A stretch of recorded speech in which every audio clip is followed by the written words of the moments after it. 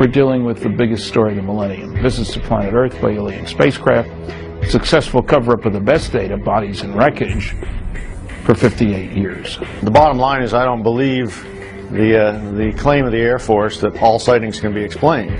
This is the biggest secret in the history of the human race, and particularly in the history of modern government. We are being engaged as a planet and as a species by other beings. The Canadian government is how I actually proved that the U.S. government was covering up their collection of UFO sightings and records. America and Britain have made it very clear to a lot of countries who have the same sort of sightings and the same resources that this is something that they better not let out, not until we say it's okay. If we would get off of this ego trip, this Western scientific ego trip, we would not become the virus of the universe that we are. Nobody really wants us out there. The dependence on oil could be ended overnight. We're being slowly conditioned to understand that there is life outside this planet and that we probably live in a universe and a galaxy teeming with life. I had my own UFO sighting and said, well, case closed. There's nothing like seeing one for yourself to end the debate. I'm absolutely sure that we are not alone in this universe. We invite you now to come with us upon a great and wondrous journey, an adventure perhaps into your very own past, present and future. See and hear the real stories, and most importantly, be introduced to the actual individuals who have volunteered to come forward to speak the truth.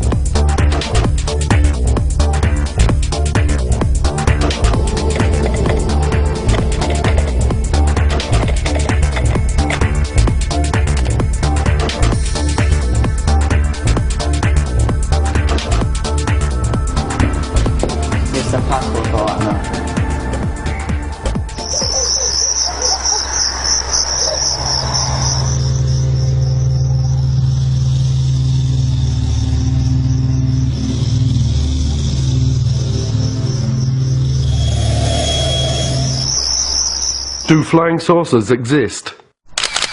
Are extraterrestrials real? Is there a government cover-up? For nearly 60 years, denial has been the only official position of the governments of the world relative to UFOs, alien abductions and extraterrestrial contactee reports. Endless debates have raged over the thousands of documented cases that have been brought forward without official recognition. Some have been monumental incidents involving hundreds or even thousands of people. Roswell, New Mexico, USA. July the 4th, 1947. A flying disc crashed. The debris and alien bodies were flown to Wright Field Air Force Base in Dayton, Ohio. Suffolk, England. Rendlesham Forest, December the 26th to 28th, 1980. A triangular-shaped object illuminated the entire forest with white light. The object had a pulsing red light on top and a bank of blue lights underneath. It left ground traces and radioactive anomalies. This was a multiple witness sighting by military personnel. Belgium. The Belgium Wave, October 1989 to 1990. Hundreds of reports of lighted objects frequently described as enormous and triangular in shape. Air Force F-16s chased many of these objects. The Belgian government cooperated with civilian UFO investigators. Arizona, USA. The Phoenix Lights, March the 13th, 1997. A huge V-shaped object hovered over Phoenix for 10 to 15 minutes, observed by tens of thousands of people. Mexico. The Mexico Flap. Hundreds of objects appearing alone and in clusters appear throughout Mexico, observed by tens of thousands of people.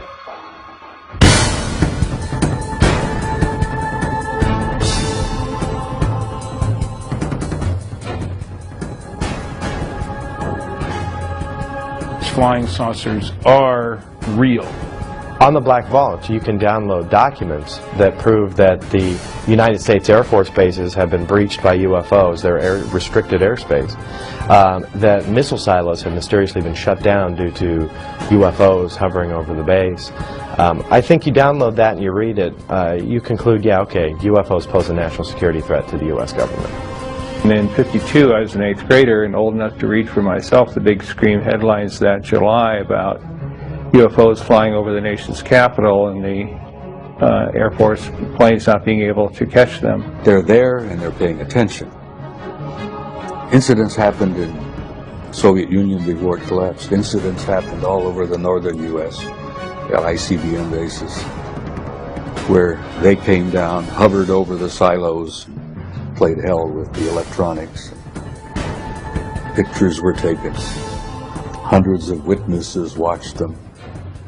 It's highly classified. You'll never hear that, except from whistleblowers and big mouths like me. Well, while I was attending Northrop Aeronautical Institute and working for Douglas Aircraft in El Segundo, California, I had heard about George Adamski, and one of the Sunday newspapers, he had his story and his pictures of contacts, plus pictures of his ships. Well, I had, by that time, seen so many during the day and the night that I felt I would like to go up and meet this gentleman. On the weekend, he would entertain people who would come to see him, military people, engineers, scientists, people from all walks of life. He had taken some beautiful pictures of the scout craft as well as the carrier ships. I went up to see him. He had a 6-inch telescope that he used to take the pictures of the flying saucers. And in using that scope, when I finished, I was just about to take my eye off the eyepiece when there was a blue-white streak that went by, and I jerked my head up to see if I could see it, and I didn't. And I looked at his 15-inch telescope dome, which was a couple of 100 yards from his house. And there was a big flare-up blue-white light, and then it kind of closed back down. No noise. First I thought it was an explosion, but it was a little slower than that. And there was an elliptical flying saucer. It looked to me like it was hovering above the ground. So I heard it increase its frequency, and it got brighter and brighter, and it was really pretty hard to look at. And it shot straight up until it looked like one of the stars. If you've ever been to Mount Palomar at night on a dark night, boy, they're big and bright. And it stopped for an instant, and then it shot over the horizon over San Diego. We have more than one witness who have been involved in the tracking of these objects on radar. You know, many people say, well, look, if this stuff was real, why are there no radar reports? I said, we have them. We actually have the radar tapes from the FAA. This is not just UFOs, and this is not being visited by guys from other planets. I was to learn later that our security, our intelligence people, our military people concluded and learned we were not merely dealing with interplanetary visitation. We were being visited by guys from other star systems, which technologically, you know what that means. They're not just from another planet like Venus or Mars or somewhere. These guys are from other stars. I'm convinced after studies since 1958 that the evidence is overwhelming that planet Earth is being visited by intelligently controlled extraterrestrial spacecraft. In other words, some UFOs are alien spacecraft. Most are not. I don't care about those. Most isotopes aren't fissionable. I don't care about the ones that aren't if we want to build a reactor. If somebody who had the clearance to carry nuclear weapons or launch nuclear weapons saw these objects over a nuclear facility and reported it and have documents to prove it happened, this is dispositive. That's what someone who is wanting to look into this, who says, well, could this really be true and I don't know about it? They need to look at that, and we've assembled it. We have a 600-page book of top secret documents and the transcripts of these witnesses. We have videotapes. So I began watching the newspapers for any newspaper reports. I started buying magazines that had a UFO article in the magazine and collecting these, and from those I would get names and addresses. And I often called the people who wrote the articles to get them. Then I'd go interview those people myself, and if they took pictures, I'd try to get a copy of the picture, and frequently did. And then I began trading the pictures that I already had with other people that had pictures to get more pictures, and eventually built a library of pictures, probably the largest in private hands in the world. It's over 4,000 pictures of real UFOs. Now, if I can collect that many alone as a single individual working by myself, how many pictures do you think the government has got when every government employee is a potential investigator, every agent on trained investigator, all collecting and contributing to the government file? They must have hangars full of pictures. What Air Force Manual 10-206 says is that a U.S. Air Force pilot who sees a UFO has to report it in a particular way and manner. They outline in this form exactly how to report it. They say list the size, the shape, direction of travel, how big the object was, what were the wind conditions like. And you go through this big form and say, you know, your UFO sighting. The manual then goes on to state that you have to forward this to the NORAD installation. This is that one Air Force base that claims, oh no, we haven't collected these things since 1969. The problem is this form was last updated in October of 2004. In 1977, I proposed and became director of a proposed extraterrestrial communication study done in conjunction with the Jimmy Carter White House. Jimmy Carter, of course, had a close encounter with a UFO in the company of 10 members of the Leary, Georgia Lions Club in 1969 while he was running for governor of Georgia. While he was governor of Georgia in 1973, he had filed an official UFO report. It's now on the internet so everybody can see it. The 1976 U.S. presidential campaign was extraordinary because it was waged between Jimmy Carter, on the one hand, he's had a close encounter, and the first campaign waged on a platform which included a disclosure plank of sorts. Jimmy Carter was asked on various occasions, and this is documented, once elected, would he open up the extraterrestrial UFO files, and he said yes, he would. We have over 450 military and intelligence witnesses. They range from generals and brigadier generals to air traffic controllers and strategic air command personnel in the Air Force to civilian people in the FAA, the Federal Aviation Administration, to astronauts and cosmonauts. And it's an enormous database of people who have up close and personally seen UFOs or worked in those projects in their capacity as a government or military person. Even with the massive amount of pressure governments can exert to maintain the ongoing cover-up, people continue to come forward and tell what they have personally experienced. Like that, 15 miles in a fraction of a second. I disengaged the autopilot to push the nose over because we're at a collision course, and when I did, I just saw it head on. It's 300 feet in diameter. We knew that. We had a knowing, like somebody was telling us, 300 feet in diameter. So at that time, I heard a hell of a noise. And I said to Fred, what the hell was that? He said, well, the navigator and the radioman ducking fell, hit their head. One hit their head, hurt their arm. They were scrambling on the deck. So I thought it hit us underneath.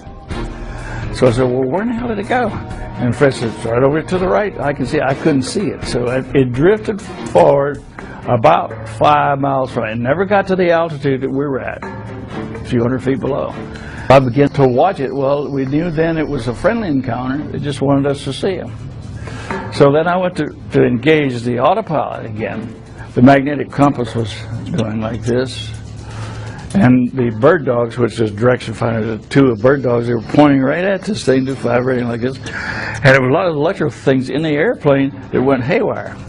So I told Fred, did you see that coming? He says, it was close, it was doing this. And so I went back to the vacuum operator. That's the old airplane, the vacuum operator, hydraulic operator control, so I go back to that. So then we sat there and watched it for a while, because it just paced us, stayed with us. And so the other crew wanted to land at large engines, so I had sent back. They came forward. Al Jones, which was the original plane commander, took my seat. And it was still there. He was watching it. And as I was walking back aft, he decided he was going to chase it. And so he disengaged. When I get back aft, I wanted to see how the passengers were doing. They're all on the right-hand side. They could see it underneath the wing. And then, oh hell, I recognized the doctor back. He was a psychiatrist out of Bethesda Naval Hospital, plus a lot of other things. So I said, I better talk to him first.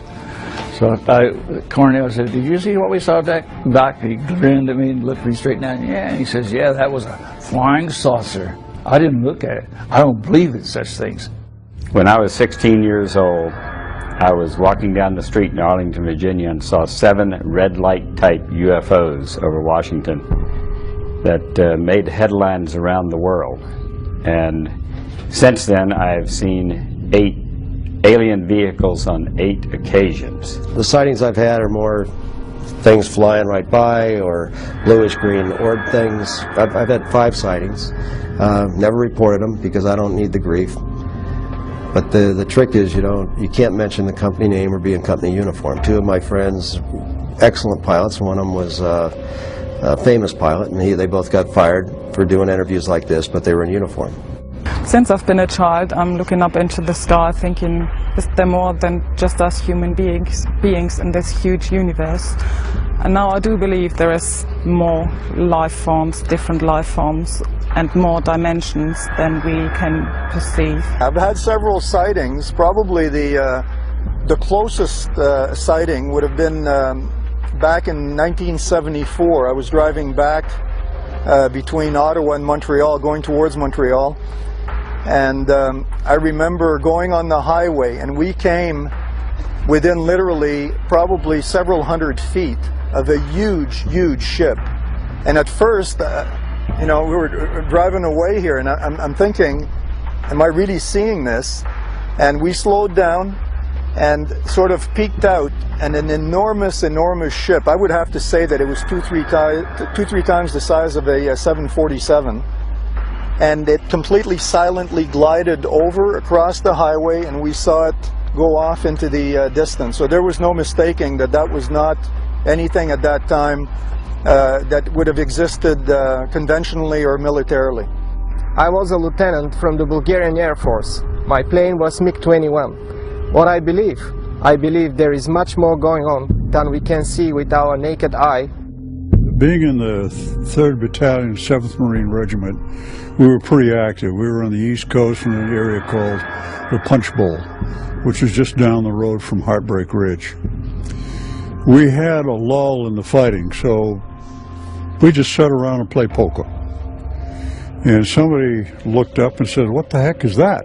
We all looked up, and there was, it looked for all the world like a chrome hubcap setting up above us. And if you looked at it, it kind of had a watery, shimmery look and a little bit bluish-white periphery. And from time to time, it would appear to be elliptical and sometimes circular. So imagine it was rocking a little bit. And it's just a hint of a dome sometimes on it. But we watched it, and our colonel came out and took a look at it. He made a phone call.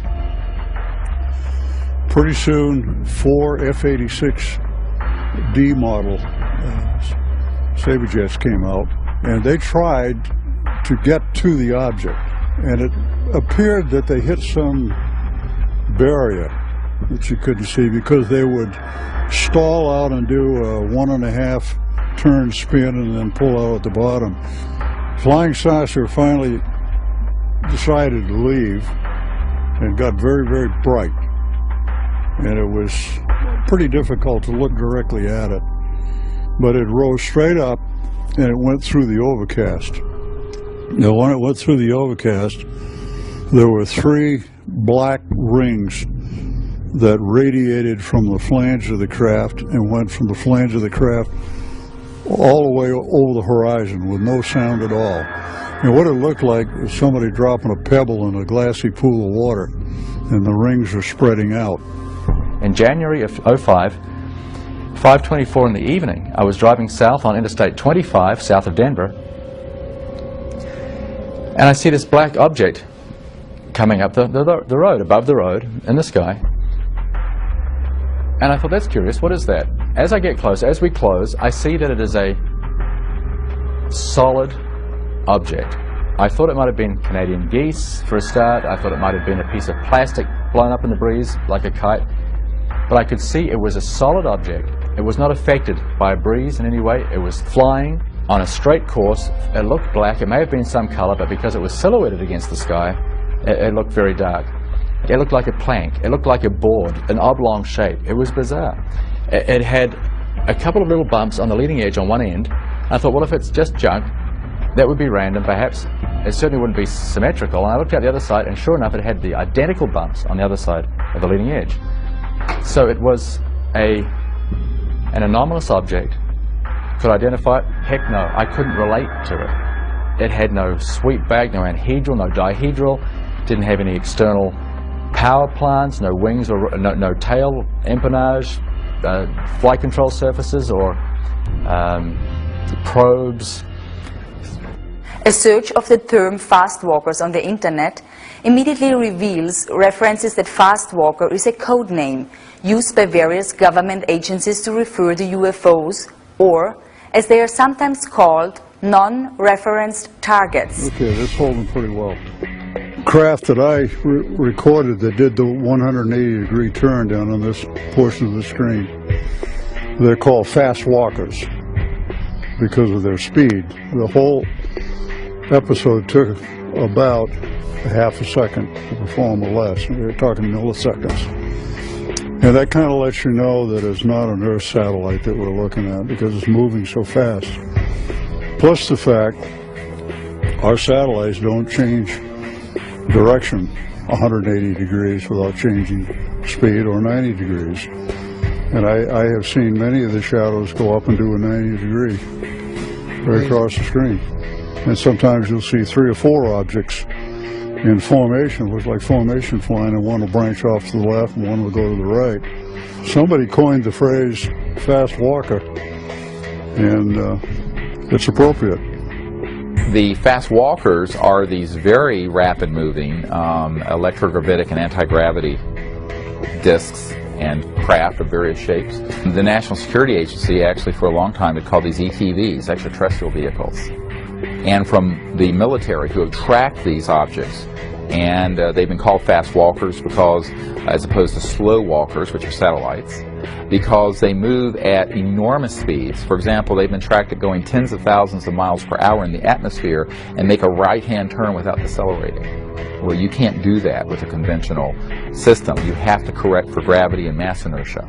That's what these things are doing. So these have been tracked on dedicated and classified radar systems. Occasionally, people who are on an ordinary system will pick them up. Today, the internet is literally alive with websites that are filled with detailed reports, many of which include convincing videos and pictures of unknown crafts and alien-like creatures. I live in Phoenix, Arizona. I am a sky watcher, UFO hunter. I have a website called seeingufos.com. I had an interest in UFOs my whole life, but officially got started on April 15th of 2004 when I walked my dog in the middle of the night, looked up in the sky and saw some strange lights. I've got over 200 UFO video clips on my website. I'm more interested in the day footage. Now, the day footage is completely different because that's harder to dismiss, you know, so I would have to say every other month it seems like I'm catching something. And I go out every day, pretty much 6 days a week, a couple hours a day. You know, you add all those hours up and that's a lot of time just to catch one thing for 20 seconds. But that's more than most people see in a lifetime, so I think that's better than nothing. Well, I'm involved in the political resolution of what we now call, I prefer to call the truth embargo that the government imposed on the facts regarding an extraterrestrial presence. That presence has been established, I think, many times over by the citizen science research that's been going on since the 40s. The government did studies, but they were primarily for show. And the issue, from a government standpoint, has been managed very intensely since '47, at minimum. Managed in the sense that the government was going to deal with it, but deal with it within the national security structure, and never acknowledge that there's anything to this. But in fact there is. I mean, we are being engaged as a planet and as a species by other beings, possibly multiple species. This has just been proven beyond any doubt at all. Anyone who reads the research who isn't compromised by being either an idiot or in the employ of the government management of the issue can only arrive at one conclusion. The evidence is overwhelming.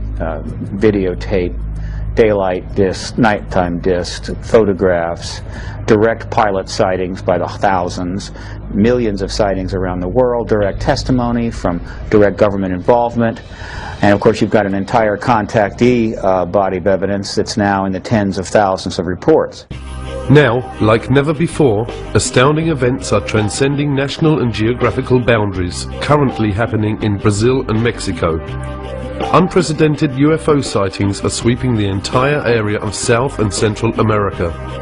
Does the key to understanding UFOs and aliens and their relationship with each of us lay in being able to simply perceive what is in a higher spectrum, like seeing the infrared range or other dimensional frequencies?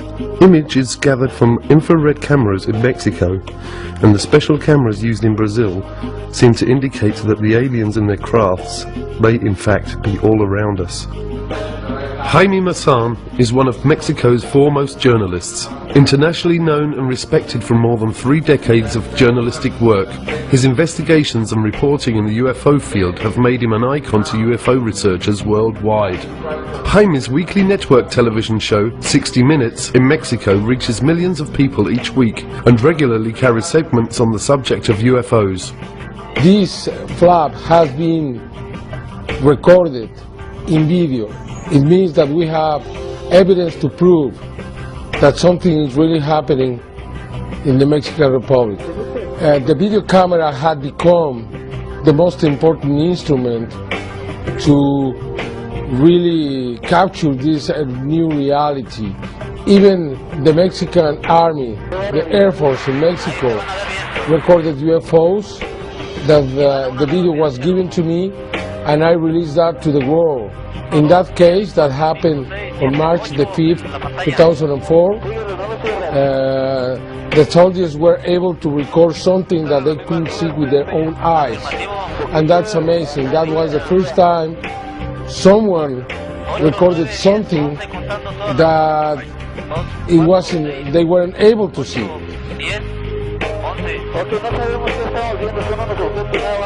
With Jaime Maussan aboard a plane coming from San Antonio to Mexico City, flying over a place called San Luis Potosí to film a UFO, following the plane. It was detected by the radars and I have everything on film. So for us it's normal. Maybe because we're searching for it, maybe because we are trying to look for this reality, maybe they are following us. I don't know, but it happened to me that at least 50 times, maybe more. There are objects that we cannot see with our own eyes, but they are there, they are watching us. In the last months in Mexico, after thousands of videos, we have been registering some of the most spectacular videos. You can see hundreds and hundreds of objects making formations and flying together, exactly the same thing that you can see in the military video. These formations moving at the same speed, in the same direction, at the same altitude.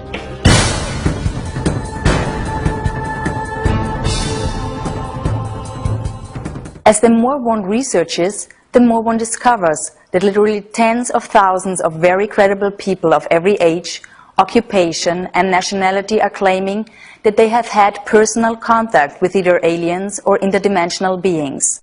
Credible researchers now say that as many as 60 different species of intelligent, superconscious beings have been interacting with humanity for millions of years. Physically, they're humanoid. Their skin is as white as a piece of paper. Throughout much of their adult life, they're the same height that I am, 5'11", 6 feet tall.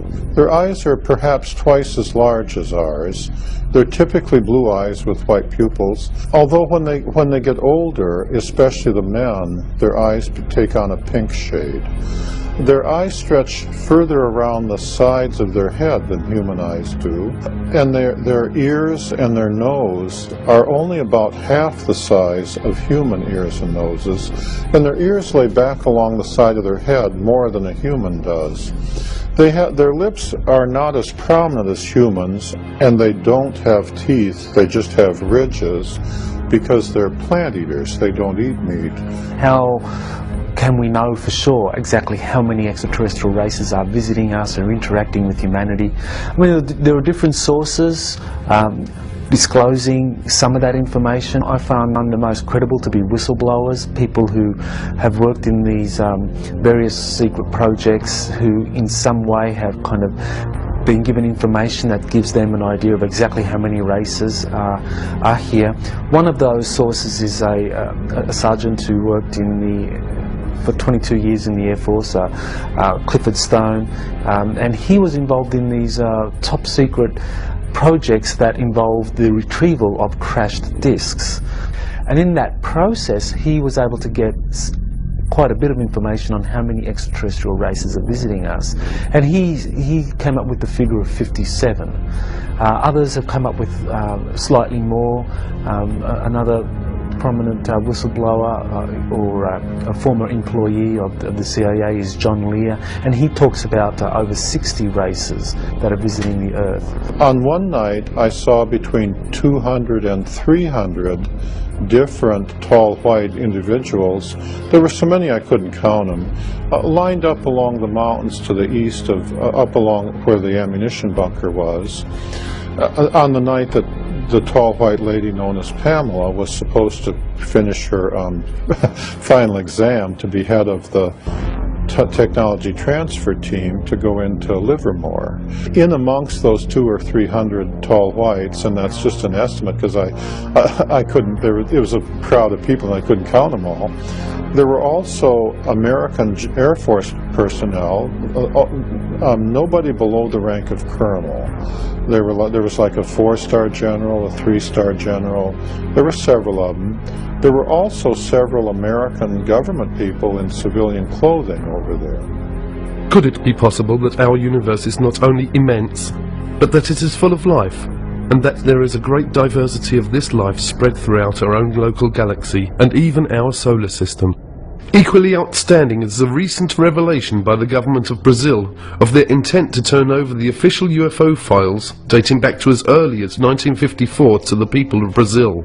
Well, the Virginia case is probably the best well-documented case that we have in Brazil and probably in the world.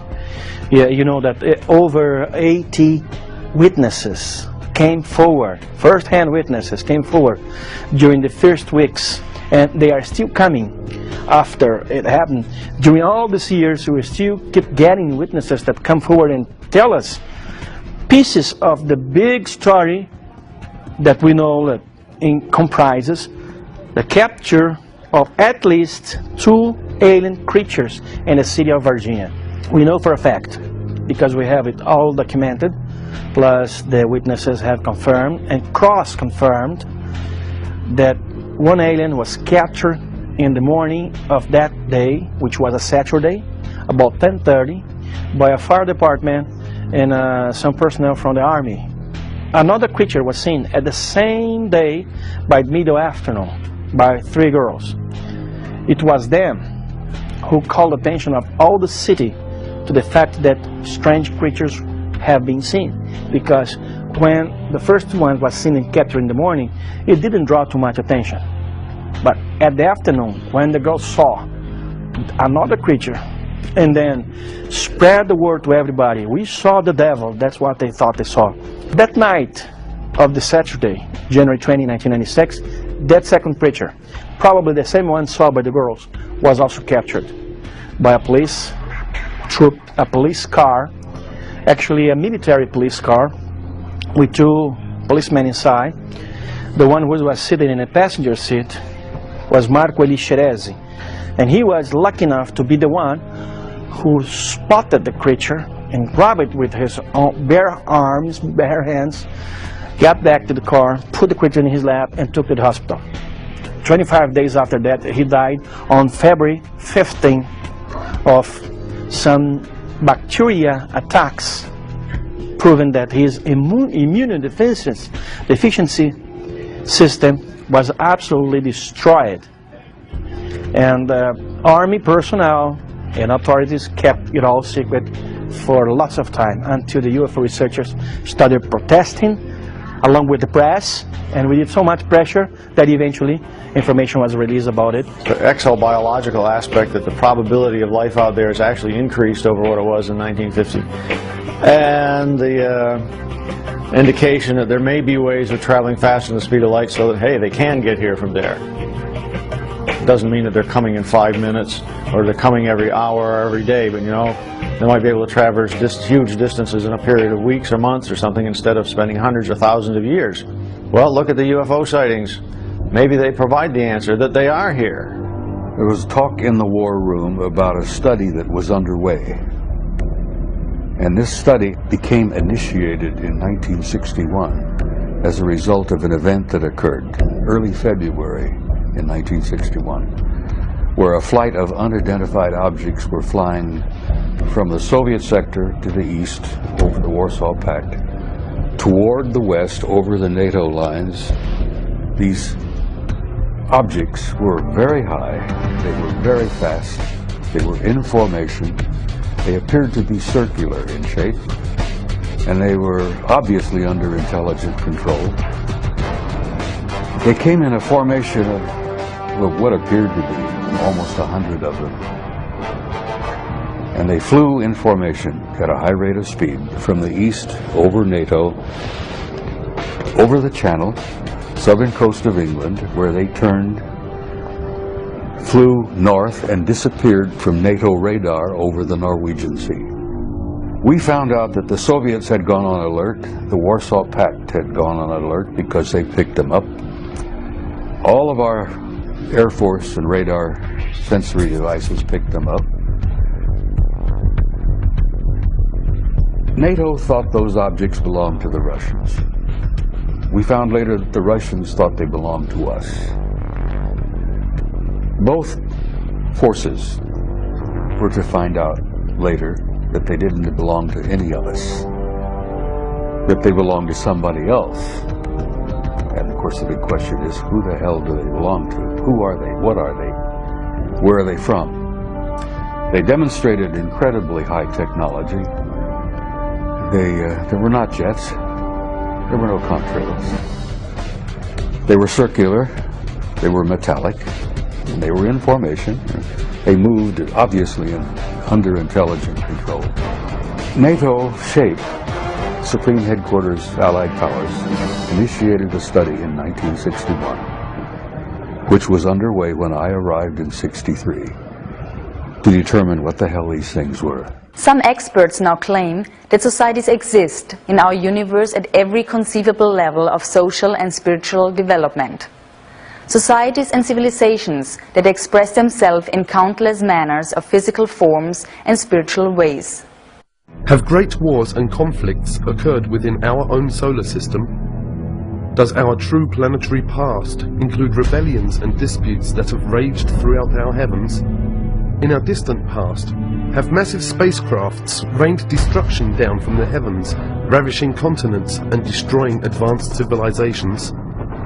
Genesis 6:1. When men began to increase in number on the earth, and daughters were born to them, the sons of God saw that the daughters of men were beautiful, and they married any of them they chose. The historical record is plain. This has been a phenomenon that's been around since our recorded history.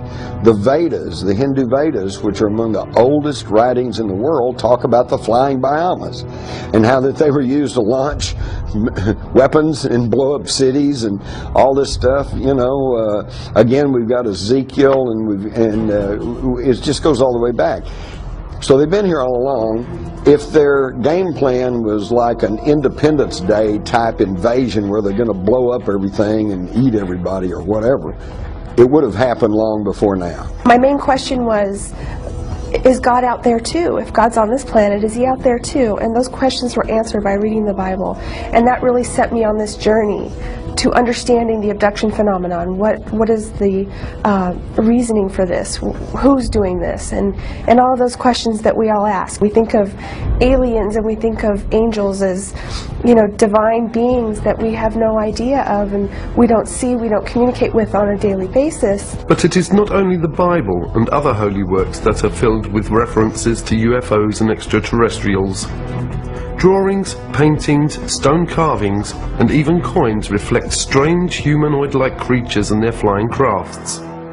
Serious researchers now say that the real question is not whether there are abductions occurring, but are the abductions to help or to harm us? And the Greys were authorized to, sort of like a Noah's Ark, to develop a full genetic and DNA bank of all flora and fauna on this planet so as to replant it centuries down the road after the catastrophe. Can you imagine any president, whether it be Bush or Clinton or whatever, standing before the public and saying, yes, I am aware that we have this joint program with some aliens to upgrade our biological computers, to build better bodies to house our souls in future incarnations.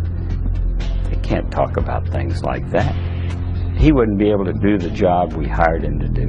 What we know of the reptilians by a number of abductees, contactees and also whistleblowers is that there seems to be a lot of evidence supporting the existence of this race of beings on the planet for thousands of years. In other words, that we might consider them to be an indigenous Earth species, an advanced non-human species that has lived on the Earth for thousands of years and actually may have played quite an important role in the genetic manipulation or engineering which supposedly has happened when it comes to humanity. There are various groups and individuals, species, who from time to time come and visit this planet, zoop around, and I think that to try to ascribe any one particular motive to them is tantamount to us looking up at the air at a Boeing 767 aircraft and saying, are those people good or bad?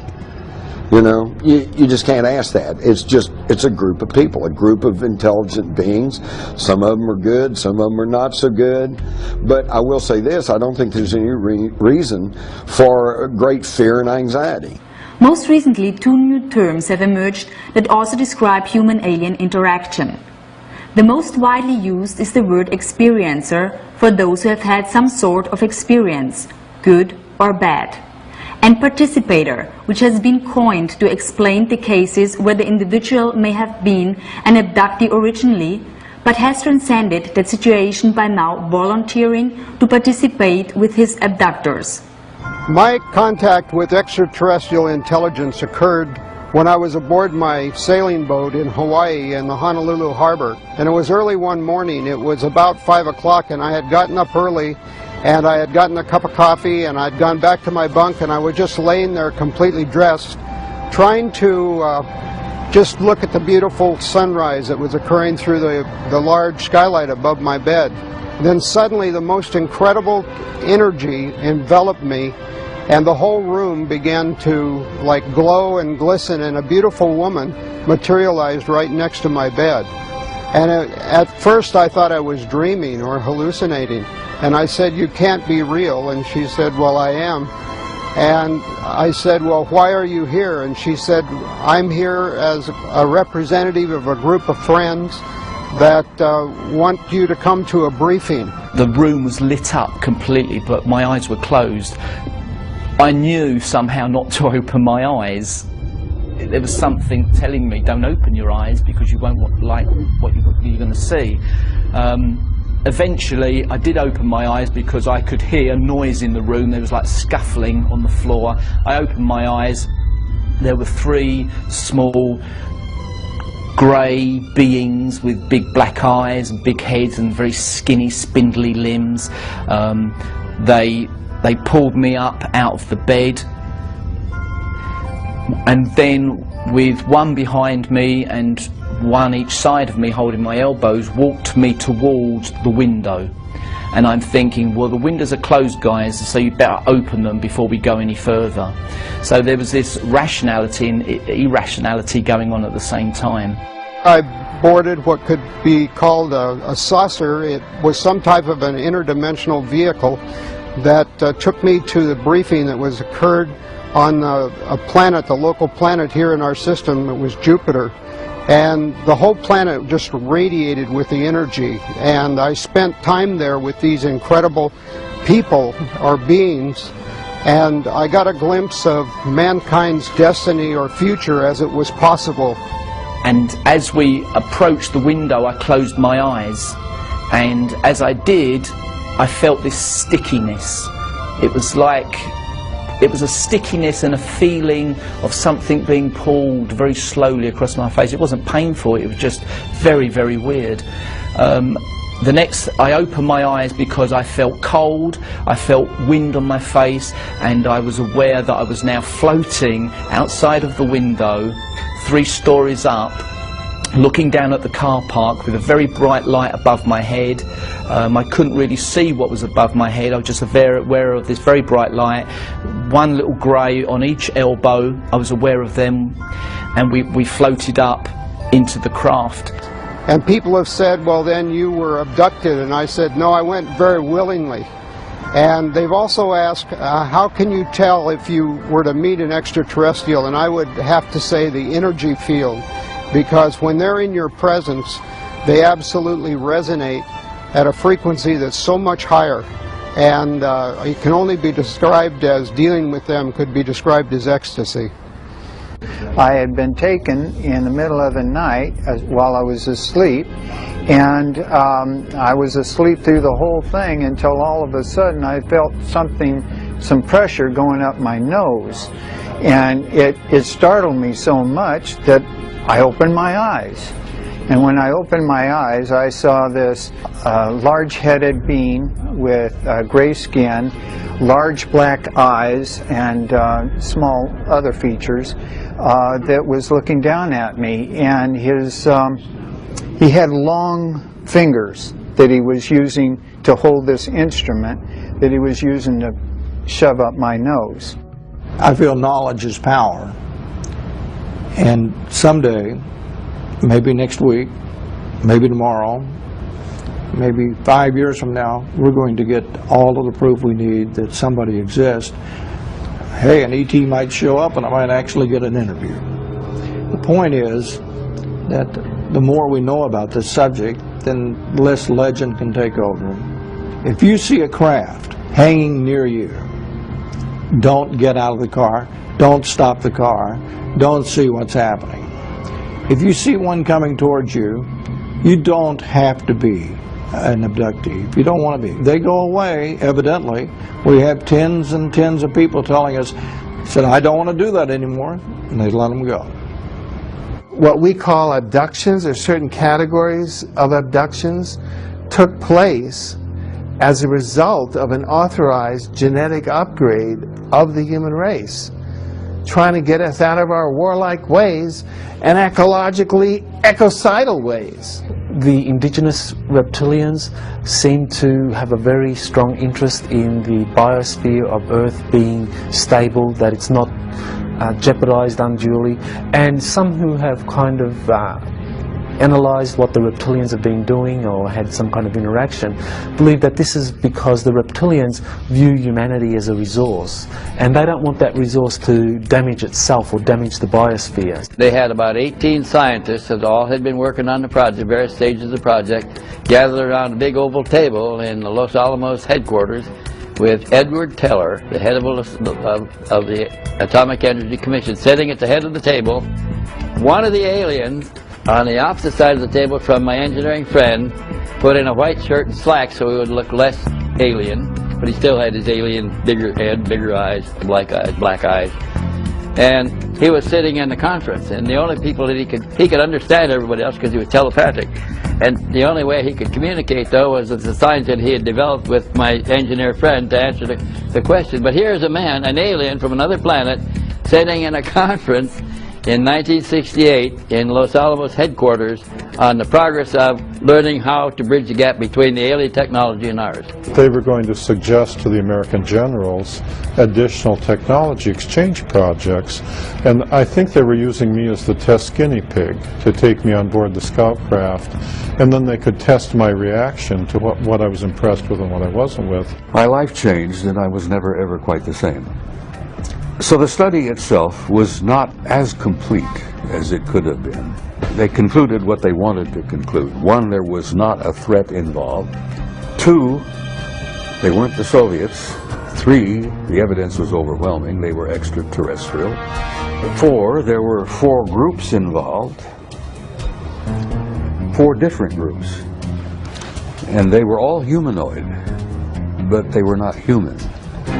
Only one of the 4 was what we considered to be human. One group out of the 4 looked so much like us. I mean, almost identical to us. They could have put on these guys could have put on a suit and tie. And for the females, because we encountered some of them as well, they could have put on a dress, suit and tie, coat, jacket, sit down with you, next to you in a restaurant, sit next to you in a theater. You'd never know. Sono persone come noi, che hanno un corpo come noi. That have a body like ours. In questi UFO, And these extraterrestrial che io prendo poi quando parlo, vehicles, lo prendo in senso largo, cioè anche delle persone che o sono dentro he says, I'm using this in a large sense. Or the people are inside the craft. ma questo è molto molto difficile pensarlo, oppure comandano, ma sono distanze enormi. Se si fanno vedere da noi, mica c'è un pianeta che è a 1000 chilometri da noi, se no a 1000 chilometri ci It's sarebbero very già difficult, arrivati. but they make themselves seen and known to people on Earth. Quindi è molto ragionevole che siano dentro. So it's probably logical that they're inside a craft instead of coming from somewhere else without a craft. E quindi sono persone come noi, composte di una parte spirituale, che la chiamiamo anima. Gli UFO, io non ho mai parlato con un UFO, non ho avuto... He says they would have to have a soul like we ma do. che abbiano anche un corpo, devono averlo un corpo, They'd have to have some kind of e body. se no sarebbero angeli. Otherwise they would be angels.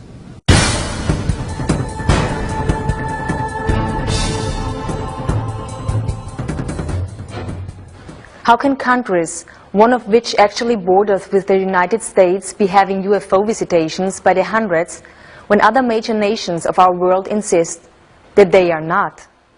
And even more importantly, how can these countries' governmental policies, both official and otherwise, be that they never have had UFO or alien contact? The only logical explanation is in fact that governments are willing to lie. For the past 9 years, I've been researching into the United States government files on what they have on the UFO phenomenon and all sorts of different conspiracies. And I've reached 183,000 pages of government documents on the internet. There is a political block, what I call a truth embargo, instituted by the government, that they are not ready to formally acknowledge this, quote, presence. Anything that involved absolute proof, like hardware and bodies, was siphoned off completely into another track. They just can't allow information to come out overnight so people would be perturbed and actually demand that something be done about it. They stonewall it, deny it, lie about it for, 30, 40 years, and then finally just announce it as if it's fact, and everybody goes, yeah, okay. It's clear we're dealing with a cosmic Watergate, meaning some few people within major governments have known since at least July 1947, when 2 crashed flying saucers and several alien bodies were recovered in New Mexico, that indeed some UFOs are alien spacecraft. The government set up Project Blue Book, the Air Force did, in order to investigate this subject on a, you might say, a low level. Researchers, mostly regular citizens, have proven without a doubt there's an extraterrestrial presence. We're being engaged. The evidence is overwhelming. And in some cases you can actually point to where the Air Force explanation completely contradicts what's inside the sighting report itself. The word UFO is actually a disinformation term that was invented after they knew that they weren't unidentified and they knew they didn't fly. So it's sort of a mind play. When the first evidence of ET visitation and hardware and so on came along, the U.S. government took the attitude that we couldn't release this to the general public because it had extreme implications for defense. We don't want our enemies to know that we've got one because then they might try to get one. To the extent that we might be able to back engineer the technology, we don't want to tell somebody else that we're trying to do such a thing. Gus Grissom, who was probably the person I was closest to, felt that they were spam in a can, that the astronauts were just a public relations campaign for a secret military program that was spending much more. The military space program was getting, was a gleaming jewel compared to the junk that NASA was getting at the time. You can get a certain amount of information out through the large media, but it's very superficial and very brief. That's what we found. The in-depth sort of disclosure of what's really going on, who's behind it, what the agenda is, that is almost always stopped. Or if they try to do it, it gets turned into something ridiculous. I almost hate the term UFOs because they really aren't unidentified to the people that know what's going on, or the researchers too. But it's what a lot of people that have the answers felt it was safe to come out of the water, so they're putting out their information on the internet, disguised or whatever. But so these other agents, per se, they're scanning all the time to counteract what's being said by other people from Intel that think it was safe to, okay, we can put this out, or they feel like it's the right thing to do now. Enough is enough, mankind has a right to know type thing. When I worked for Douglas, I was assigned to the Douglas Skyrocket. They wanted me to wire up a camera out on the wingtip that looked through a quartz window back at the canopy so that they could monitor the pilot to see what he was doing. While I went through the hangar, which was secured, there were two gentlemen in there. They introduced themselves. One was Naval Intelligence, the other one was CIA. And I started working, doing my job, wiring up the camera. While they sat around and talked, it became very apparent to me that they were there for that purpose, to talk. They knew about all my flying saucer experiences, all the way from Korea. They told me intelligence, CIA intelligence group, had 3 intelligence digests, flying saucer photographs, witness documentation from all over the world. And they said that I should probably try to get those 3 copies, and that's when I wrote Admiral Freeman. And wasn't able to get the documents, incidentally. But in addition to that, they told me that I should tell people what my experiences have been. And I said, tell everybody you can, because they can't. They were not allowed to talk about it. There's this curtain of ridicule that's been drawn up around the UFO phenomenon. And as long as that curtain of ridicule holds solid, the scientists will be afraid to contribute anything to looking into UFOs. And part of that curtain of ridicule involves the fact that hardly any decent papers have gotten into the refereed scientific literature. So that curtain of ridicule may be slightly opened up now that they have a paper that they can refer to, and if they feel like writing to their own papers on UFOs. The secrecy has invaded, like a cancer, many institutions, including the media, government, corporations. I got into more and more controversial and exotic subjects. I found myself a journalist without a journal. There is definitely very tight control over the flow of information in certain topics through our corporate control mass media.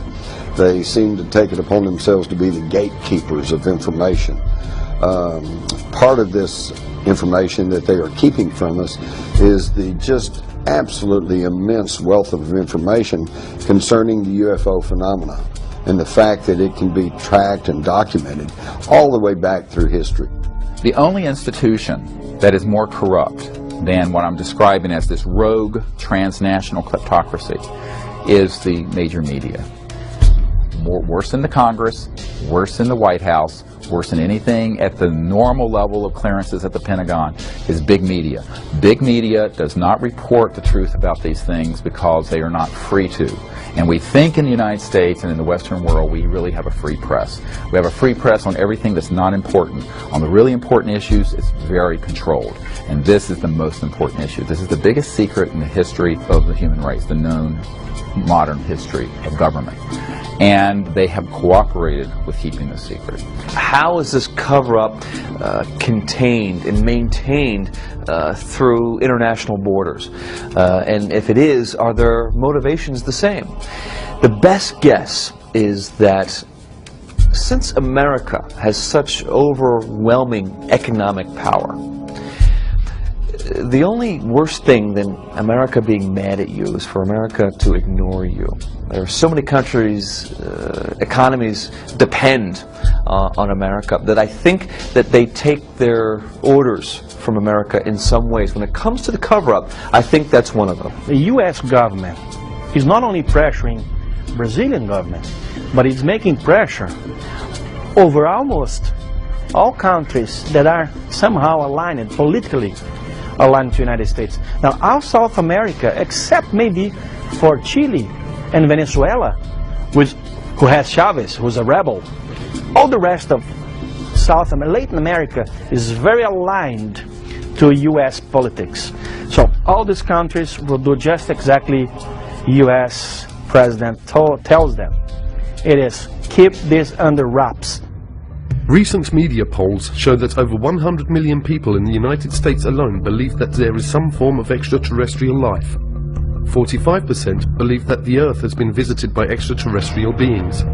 Nationally known journalists continue to turn a deaf ear to the public's demands for true investigative reporting on a daily basis, accepting instead the dribble of denial from numerous government agencies as fact, while refusing to interview the legions of researchers who have made serious scientific investigation of UFOs and alien contact their life's work. What else are the governments of the world not saying? What if there is positive proof that UFOs do in fact exist? What if that proof has existed for years, but has been hidden neatly within the fabric of a system of lies and grand deception? We need to be very concerned about the way in which this whole area has been managed by the national security agencies responsible. By maintaining secrecy, keeping people in the dark, it means that we really don't know whether this secrecy and withholding the information, withholding the technologies from the general public arena is really for the best interest of all of us.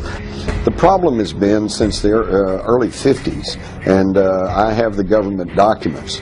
The United States government has instituted a policy of denial and control over the information.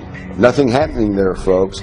Nothing happening there, folks. And if somebody persists in saying, but I saw it, then they're ridiculed. You've got a screw loose. Something's not right with them. This is absolutely just unconscionable in a country that pays lip service to freedom and individual liberty.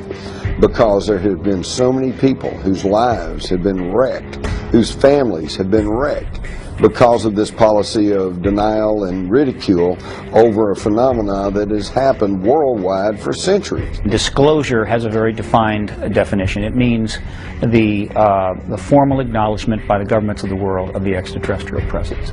As fellow inhabitants of planet Earth, we live in a rapidly changing world.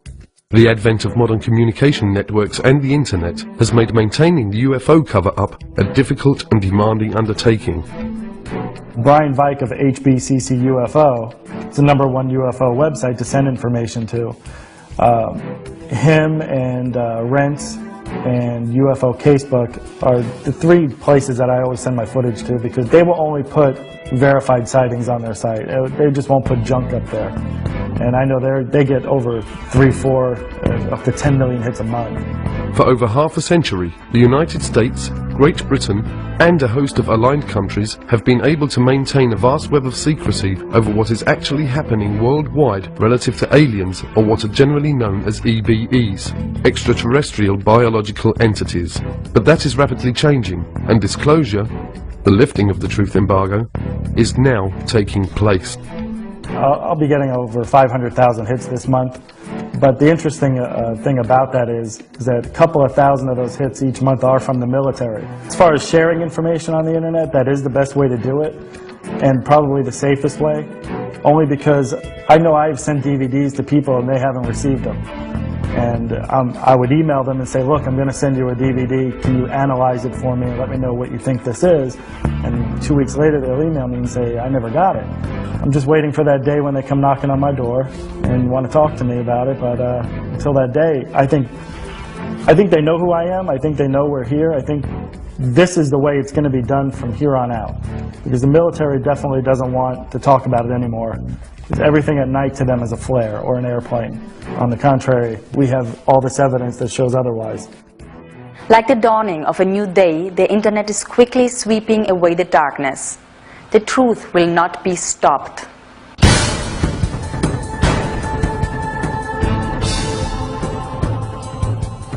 We're in this strange reality, which we're caught between two worlds, between two paradigms.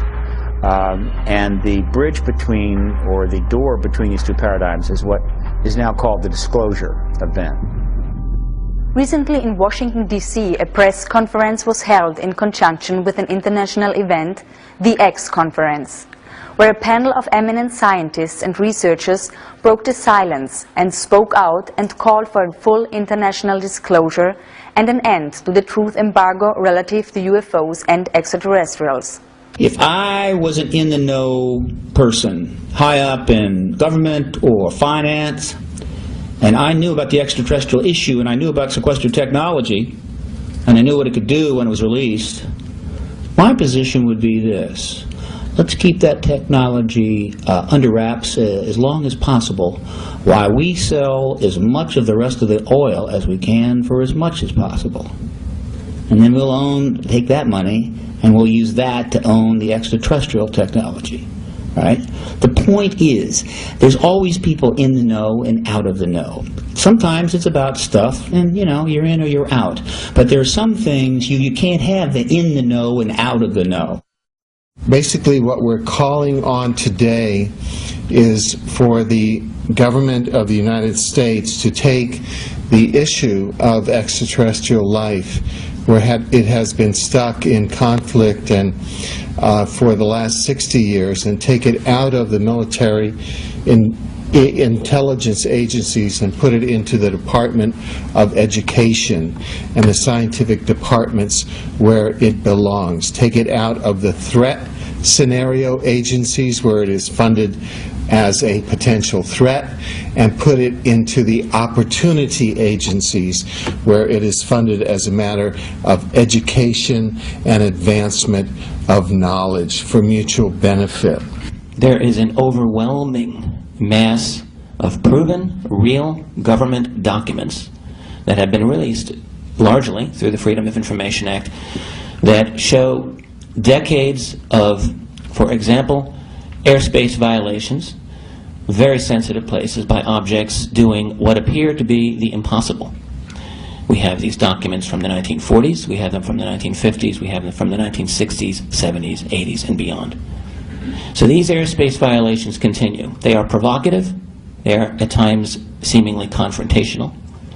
You have pilots who have been charged with going up to get these things, and they have described them at times saying, yes, it appears to be a metallic disc-shaped, there it goes. I began on this topic by trying to do reverse engineering on gravity control devices in 1968, but now I'm officially looking at leaked question documents. And some of the documents tell an amazing story. One of the leaked documents started with FDR, and FDR had set up through Vannevar Bush, a committee called the Non-Terrestrial Science and Engineering Committee. These were guys, after the recovery of a crashed flying saucer in 1942, who were given the parts and told to figure out how they work. They came back to FDR in 1944 and asked for money. And he said, no, we've got to win the war first, beat the Nazis. And then in 1947, it was Vannevar Bush who went to President Truman, who didn't know about all this, and said, by the way, we have these craft, we could do some reverse engineering in order to improve our country, to improve our culture, to improve our standard of living. And that was when the money started to flow.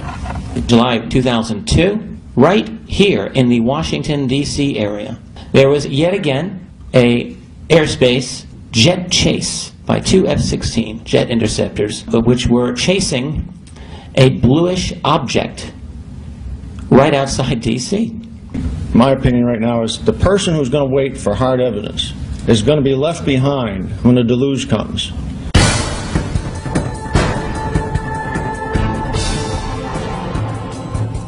Exopolitics offers a bridge out of the permanent warfare state, the permanent warfare economy, out of the permanent warfare industry, into transforming the permanent warfare industry into a cooperative, peaceful, space-age society, integrating with universe society. So I began to look outside of the kind of conventional sphere. I began to explore theories for what it is that really is driving international politics.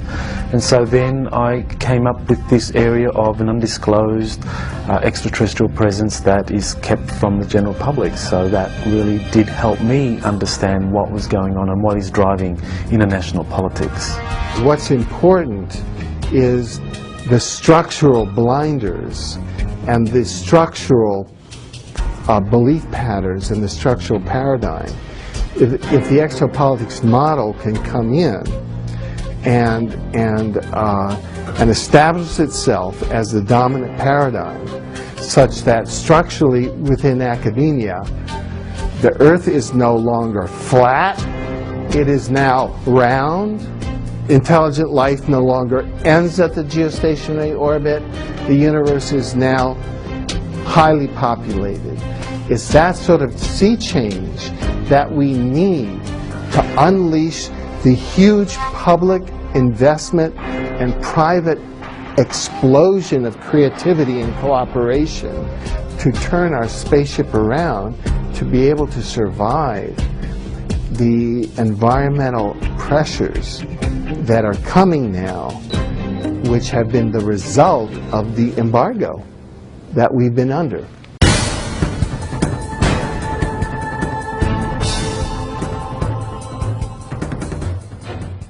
Are we, the people of Earth, on the verge of technological destruction? Has our use and testing of nuclear weapons already triggered an interdimensional countdown that is now moving us as a planet towards some kind of interstellar intervention? Even though there's clearly no evidence, I want to emphasize this, that these extraterrestrial civilizations are hostile towards us, I think they're very worried about our hostility. I always turn this on its head, because most of these sort of documentaries are always like alien invasion and all this stuff. No. The issue is that, you know, if they were hostile, we would know it by now.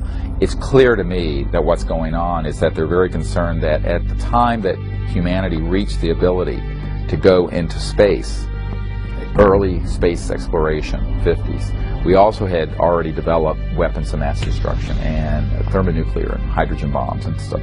And that the coincidence of that, the coming together of those two things, put a big red flag over Earth. And so if you look at the databases from the 50s, 60s, 70s on forward, not only in the United States, but in Great Britain, in the Soviet Union, in China, that wherever we had space, aerospace, and nuclear facilities, there were a lot of these so-called UFOs being seen. These groups that are interested in us, at least seem to show some benevolence, I think would probably step in and keep us from blowing the hell out of ourselves, if it push come to shove. From the onset of the whole UFO phenomena beginning about 1946-47, and that I don't think it's coincidence that that coincided with our development of nuclear weapons. And I think that out in the universe, they were horrified. They said, oh my God, the kids have found the matches. Well, they don't want us to destroy ourselves, and they don't want us to destroy this planet, and yet they're prohibited from directly intervening in our affairs and in our evolution. So I think that we've got crop circles and animal mutilations and abductions and sightings and increasing sightings and all like that, so that it's not directly impacting on us, and yet over this conditioning period we are coming to understand that we're not the only ones in the universe. And I think they're trying to kind of boost us up the evolutionary ladder so that we can grow to be full-class members of the intergalactic community instead of destroying ourselves through our petty bickering wars and nuclear holocaust. Like the dawning of a new day, the internet is quickly sweeping away the darkness. The truth will not be stopped. We're now seeing this wall of censorship cracking apart in the United States. Just recently we had a major TV network special, and I found it absolutely amazing because Peter Jennings of ABC just very matter-of-factly told a national audience that the Robinson panel of the 50s and the Operation Blue Book, Project Blue Book of the 60s were not really scientific-based investigations. They were just public relations efforts to try to get people not to be thinking about UFOs. So in other words, all you folks out there who are old enough to have seen all the newspaper reports on the Robinson panel and hear what Blue Book said, it's just hogwash. Never mind. The non-human intelligence presence has been here for a long time. That Colonel Philip Corso said there are 57 different races, and that some accords were made to talk about their presence, whether it be Hollywood, movies, or whatever, including the ABC special, that if it isn't done soon, they will probably do it. Extraterrestrials are not a national security issue. They're an educational and social issue for our society, and they may be a spiritual issue. When I retired from the military, I went to work for the Federal Emergency Management Agency, and I worked with them for 14 years. So I've got 42 years of government service behind me, and throughout all those years I had the very highest security classification you can have, top secret. When I was at NATO in 1963 through 1967, I had cosmic top secret, which was and still is the highest level of security in NATO.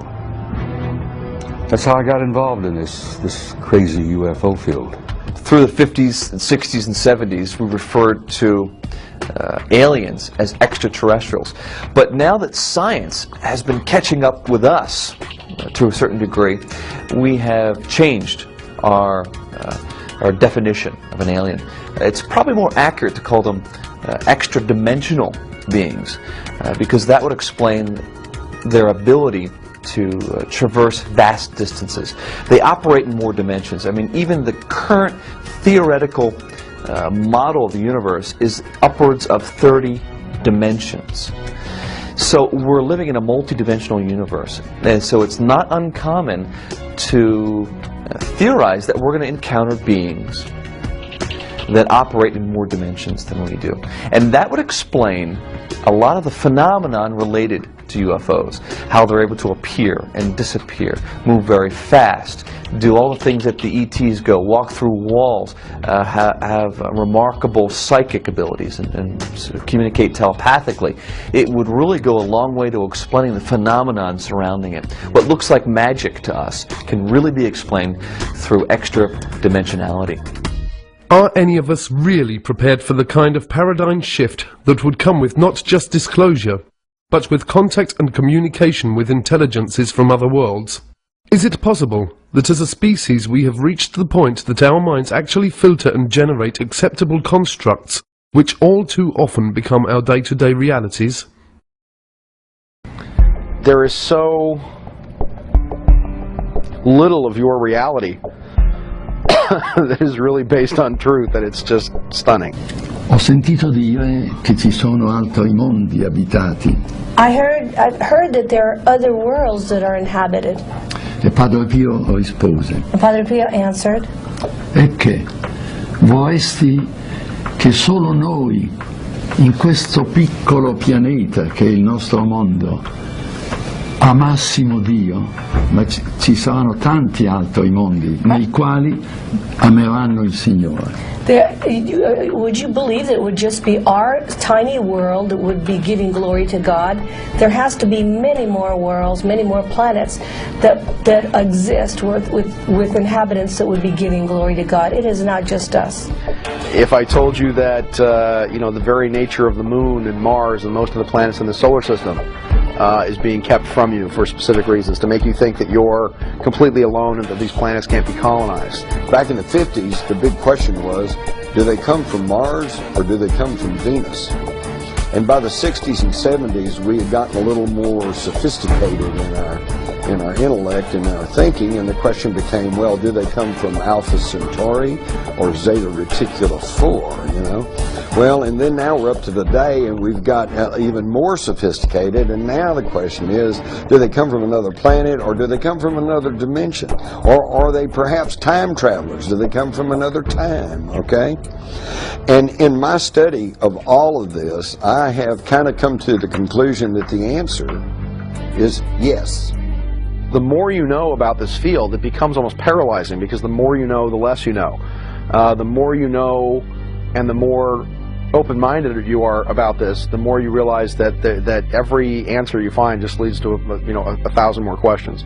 Vast sums of money are being siphoned through these different agencies into the coffers of the CIA, which then forwards this money on to the DoD, and this money is funneled through the DoD and goes into the black projects which the DoD has direct oversight over. So the CIA is kind of like the bagman. It collects the money, it goes to the Department of Defense that actually administers how this money is going to be spent on different black projects.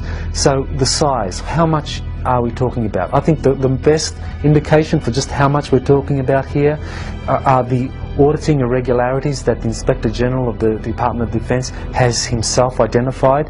He identified in 3 years, it was 1998, 1999 and the year 2000. In those 3 years, he identified on average $1.7 trillion could not be accounted for in the Department of Defense budget. In other words, this was money that was being moved around in ways that could not be accounted for. And I think what that indicates is the true size of the black budget. We're looking at an infrastructure that is funded by as much as $1.7 trillion a year. Now when you consider that the whole Department of Defense budget officially is just over $400 billion, we're talking about a vast infrastructure that is 4 times greater than the entire Department of Defense budget. As Jack Nicholson would say, you can't handle the truth. Is it possible that ancient and secret societies exist that have always had the real but hidden information? And have they, as a result of their ongoing familial knowledge, been manipulating and governing virtually all countries down through the centuries? Researchers point to the Illuminati and the power elite and their use of propaganda as carried by the mainstream media. Many believe that these powerful few actually control almost all information by implanting false knowledge and beliefs into our human collective reality. Essentially everything that you would want to know has been covered up. From the electrogenetic magnificence of your DNA being a spiritual antenna to the Creator, to the most amazing Pythagorean mystery school mathematics that is essentially freeing to humanity, in essence also very, very clear that everything in our world is a divine creation, and as the math is the expressive tool of the Creator for creationism. The United States government, the leader of the free world, is totally controlled by a wealthy oligarchy. A small handful of people that are just super rich. Most of them are not even in government, but they tell the government what to do. These are the people who are behind the UFO secrecy. They don't care if you know there's ETs out there. But if you know there's ETs out there, then you will know that there is alternative technology. And this could upset their monopolies over energy, fuel, transportation, communications, pharmaceuticals. And that's what they don't want.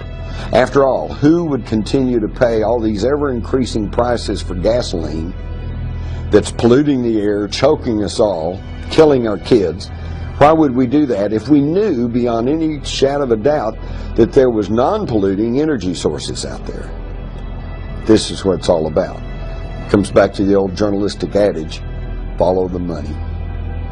Everything has been covered up. The toxicities of the pharmaceuticals. You're not learning the truth about vaccinations. You're not learning the truth about various medications. The pharmaceutical industrialists, which I prefer to call the military, medical, petrochemical pharmaceutical cartel, essentially has control over the media, the mainstream media, and so it has control over the mass mind. And as a result of those powers that they assert, people are not given factual information upon which to make informed decisions. They're given propaganda, and as a result, the choices that people are making are genocidal. And I say genocidal with a strict definition, meaning the mass killing of people for economic, political, and or ideological reasons. And those pharmaceutical industrialists are intimately connected to those people who wish to control populations. They've published the literature, what their intent is, not only how best to control populations, why populations need to be controlled, but ultimately affecting the technologies that are in place to do just that. Currently, 50% reduction in general of the planet's population that has been targeted for elimination. The disclosure project is oriented towards putting together credible government documents and these witnesses so that there is an undeniable case made that this is real and not fictitious. It started really in early 1990s, and after I had briefed the President Clinton's first CIA director on this problem, it was made very clear to me that the executive branch of the U.S. government did not want to do this because, I'm quoting, the President was concerned he would end up like Jack Kennedy. I'm not kidding. That was said to me by President Clinton's closest friend. Could it be that much of what we believe is illusion? Is it possible that the history of human civilization is not as we have been told? Have we as people been purposefully dumbed down? And have our governments only served to strengthen the bonds that bind us to our ignorance, not only of our past, but of our present and potential future? Officials in these agencies no longer represent the best interests of humanity, but are now representing the interests of a particular extraterrestrial race that they have been compromised by. So we pay a heavy price if we don't make this open, if we don't bring in transparency and accountability into this whole process. It means that we don't know whether or not those that are behind the policies are actually implementing these policies for the best interest of humanity, which is what they claim, or for the best interest of a particular extraterrestrial race. Some of the questions that we must ask include, are there bases on our moon? Are there structures and life forms on Mars and many of the other local planets? Have our governments made deals and treaties with other life forms that affect the future of all of us on planet Earth?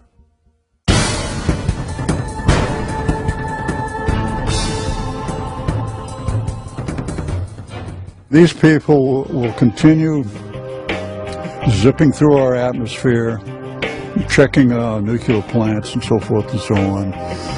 They have never been hostile. They pose no air security problems, whatever. The Air Force knows this, and the Air Force has made statements to that effect, that UFOs pose no threat. They are here. Not just the Greys, but the others who look and act like us. Perhaps they are here to instruct us, to help us safeguard our planet. Definitely rules and regulations that govern everything. And the councils have the history books of all of the planets and all the records. So when a planet reaches the point that it can support life, that's a very momentous time in the history of that planet. At that time, the planet is given its life charter. We're dealing with a big, big story. It's not just them. As I said, if it was that simple, it would probably been out some time back. It's really about us. It's who we are, what we are, how we came to be, and where we might end up going sometime. Life is never allowed to just simply spontaneously develop. That if it did, it would be very chaotic. If we could integrate, I call it the spiritual, but the esoteric or whatever, I mean true esoteric. I don't mean religion necessarily, because there's a difference, I think, between religion and spirituality. To produce a thinking, intelligent human being would have taken millions more years if it was happening by normal evolution than it would have taken. And it would still not have got to the point we are now. They create life on other planets because this is the way they were created, by what they call the archaic ones, the ones from the very beginning, have been doing this forever. Mankind was developed as a species, as a spiritual being, and I think we've gotten so far away from who we really are that it's very hard for us to go back there and digest that maybe we have cosmic brothers and sisters. We fight among ourselves for diversity. I mean, if anybody walks in here and looks totally different, we fight among ourselves. Now I'm thinking, oh my God, what are the ETs that are involved thinking about the way we handle ourselves with people that are so different from us? They're probably scared to death to appear because of what we might do to them. We have not handled diversity very well.